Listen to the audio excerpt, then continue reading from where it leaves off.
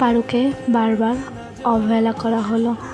এরপরে পারুর মন যখন পাথর হয়ে গেল, তখন দেবদাসের হুঁশ ফিরল।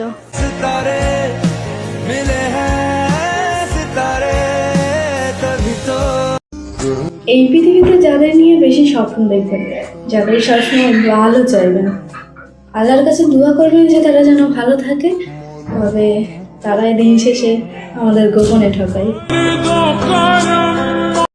হাসরের ময়দানে আমি আমার আল্লাহকে বলবো, তুমি আমাকে বিয়ের প্রতিশ্রুতি দেখিয়ে ছেড়ে তো যাওনি, তবে রেখে কষ্ট দিয়েছিলে।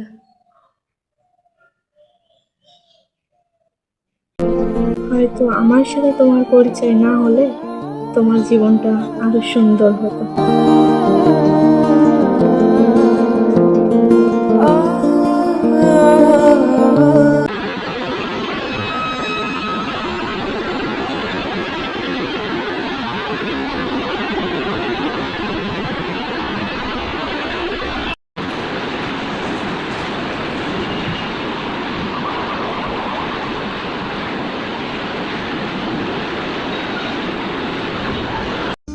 মানুষ সেটা সহজে পেয়ে যায়, সেটার মূল্য মানুষ কখনো বোঝে না। हम पे करम मौला हम पे करम